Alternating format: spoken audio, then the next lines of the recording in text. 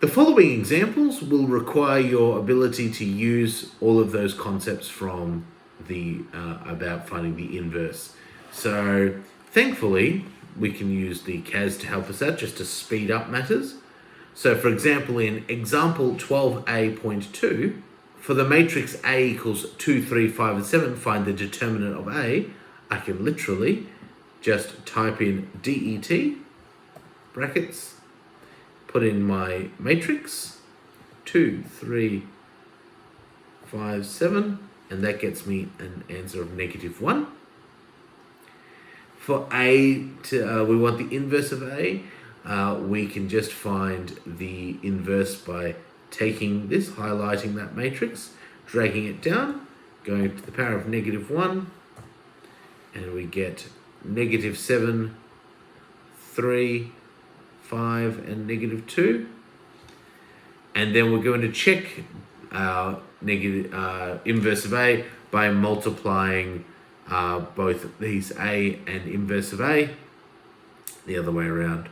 So 2, 3, 5, 7 multiplied by -7, 3, 5, and -2. And then we're also going to go the other way around, as we know that from previously, when multiplying matrices, that you can get different answers depending on which order it is in.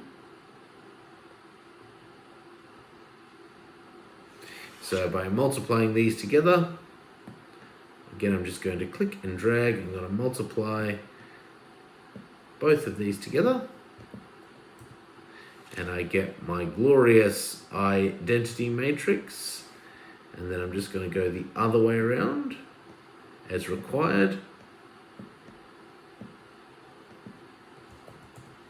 And I get that same thing. I still get 1, 1, 0, and 0. Example 12a.3. Consider the following matrix. A equals 3, 2, 6, and x. If determinant of A is equal to 9, the value of x is equal to. So here we go. This is where we actually need to do the determinant by hand. So I know that the determinant of A is equal to 3 times x minus 2 times 6. And we know the determinant is equal to 9. So this will be 3x take away 12 equals 9. And then what we can do is we can then use the solve function. So you might remember that from when we've done recursion and things like that, using the solve function. So if we go and into the CAS, click solve, type in the equation accordingly, and make it comma x, and we have found that x is equal to 7. And so we get our answer E. We could theoretically also put this entirely into the calculator.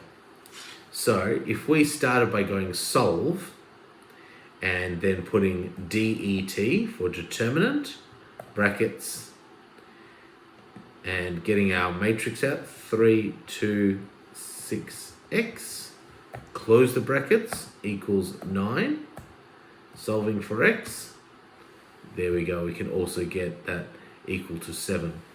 So this also works by putting everything into the CAS, and just do solve, det, put that matrix in, and we can solve accordingly. 12a.4. Consider the following matrix. B is equal to x for -1 and 8. The inverse will not exist if x is equal to. So remember that in order for, as I was mentioning before, in order for the inverse to exist, the determinant has to be not equal to 0. So determinant cannot equal 0. So what we need to do is we need to actually solve this such that we make the determinant equal to 0.